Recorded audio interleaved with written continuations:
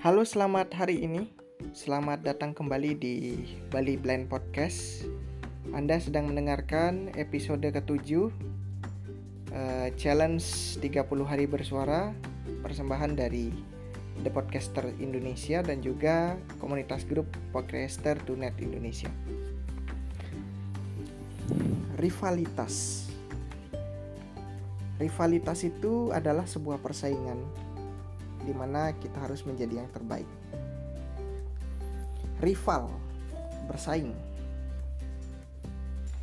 Jadi berbicara tentang rivalitas itu ada berbagai macam hal yang perlu kita bahas. Mulai dari persaingan perdagangan, persaingan usaha, persaingan kompetisi menjadi yang terbaik di mata teman-teman, banyak hal ya. Kita bahas di persaingan perdagangan dulu. Nah, kebanyakan orang yang melakukan rivalitas di bidang perdagangan itu dia menggunakan trik-trik tersendiri. Anggaplah sekarang kita ketemu dengan dagang bakso. Dagang bakso di jalan A, nomor A, gitu ya, menggunakan penyedap A untuk melakukan pemasakan bakso sehingga baksonya bisa terasa enak ya. Sedangkan di jalan B, gang B nomor B, baksonya menggunakan penyedap B untuk membuat rasa baksonya menjadi lebih gurih. Nah, di sini rivalitasnya terlihat antara dagang bakso A dengan dagang bakso B. Itu ya teman-teman ya. Jadi rivalitas ya di bidang perdagangan itu memang sangat kejam ya. Kalau dibilang kejam karena mereka beradu cara untuk melakukan bagaimana sih caranya agar dagangan mereka itu bisa sama-sama laku. Antara dagang bakso A dan dagang bakso B yang saya sebutkan tadi. Nah, kemudian rivalitas di bidang persaingan lomba. Sama juga dengan rivalitas di bidang perdagangan. Jika rivalitas di bidang lomba ini lebih ke penggunaan win streak ya, cara kemenangan. Gimana caranya biar saya bisa mendapatkan kemenangan 100% dengan menjadikan lawan saya seperti ini dan seperti ini. Nah, gitu ya. Itu biasanya mereka menggunakan cara-cara yang memang diajarkan oleh pelatihnya. Gitu ya. Kemudian setelah rivalitas di bidang perlombaan, ada juga rivalitas di bidang perusahaan. Nah, rivalitasnya gimana? Rivalitasnya adalah bagaimana caranya agar kita bisa menjadi sukses dan bersaing dengan perusahaan sebelahnya, menjadi rival perusahaan sebelahnya gitu ya. Mungkin perusahaan saya adalah perusahaan baterai gitu misalnya. Dia melakukan sebuah trik agar penjualan baterainya menjadi lebih tinggi, sehingga trik itu bisa ditirukan oleh keturunan-keturunan dari generasi penerus perusahaannya. Sedangkan perusahaan sebelahnya yang merupakan perusahaan yang sama yaitu baterai melakukan trik yang berbeda sehingga perkembangan usahanya lebih lambat daripada perusahaan baterai saya. Jadi rivalitasnya lebih menang di perusahaan saya. Nah, seperti itu misalnya. Dan juga yang terakhir adalah rivalitas di bidang pertemanan.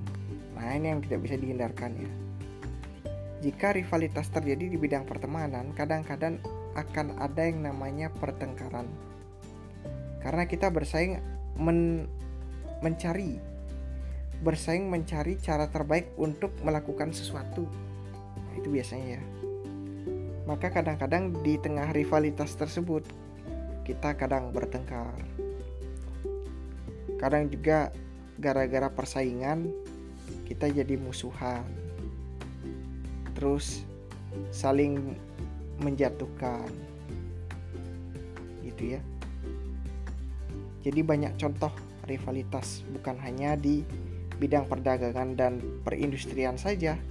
Ternyata di bidang pertemanan juga ada rivalitasnya.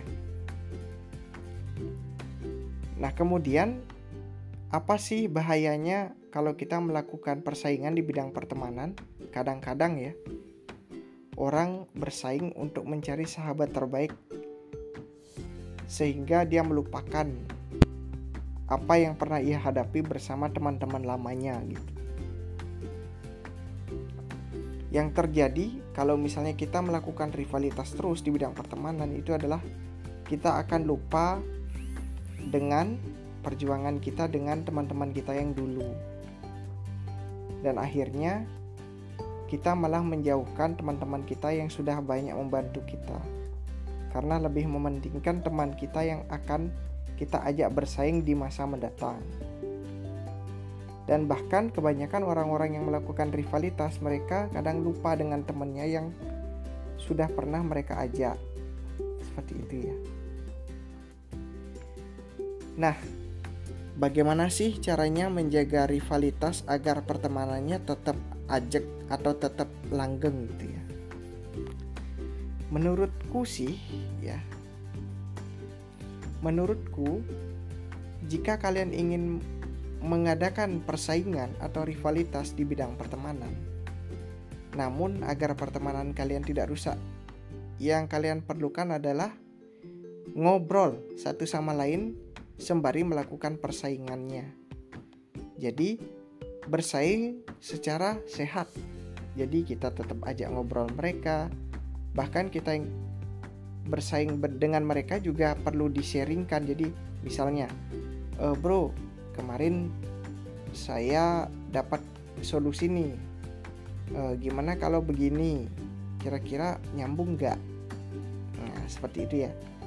Jadi persaingan itu bisa berjalan mulus kalau kita membarenginya dengan sharing. Bukan bersaing seperti dagang. Siapa yang untung, yang buntung ditinggal. Seperti itu ya.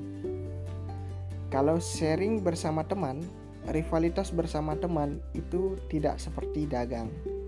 Yang untung dicari, yang buntung ditinggal. Jika kalau kita sharing ataupun rivalitas dengan kawan, yang untung dijemput, yang buntung pun diikat. Artinya, walaupun dia belum bisa seperti kita, kita yang harus mendorong dia agar dia bisa mengikuti gerak-gerik kita. Namun jangan gerak-gerik jahat ya. Sekali lagi nih, rivalitas ini bisa menjadikan kita dua personal.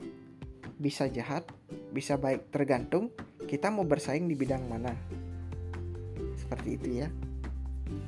Jadi itulah gunanya rivalitas di dalam pertemanan. Karena di dalam rivalitas di bidang pertemanan tidak mengenal yang namanya untung dan buntung, tetapi untung dan untung, karena mereka sama-sama menguntungkan. Jika rivalitas di perdagangan kita terapkan di pertemanan, maka yang terjadi adalah yang untung makin buntung, yang buntung makin ditinggal. Seperti pepatah mengatakan, jika bangau terbang, maka jatuhnya akan ke kubangan juga. Sejauh-jauh bangau terbang, maka jatuhnya akan ke kubangan juga. Sejauh-jauh kamu melampaui teman-temanmu, maka kamu juga akan ingat mereka, gitu ya. Jadi mereka yang sudah mengajarkan kamu dan kamu sudah jauh di atas, kamu tidak boleh merupakan mereka, karena merekalah yang membuat kamu bisa berada di atas. Seperti itu, teman-teman. Jadi itulah rivalitas di bidang pertemanan. Materi rivalitas kita di hari ini sungguh kompleks. Semoga bermanfaat. Baik, saya Dede Satria dari Bali Blend Podcast. Terima kasih sudah mendengarkan. Selamat beraktivitas kembali.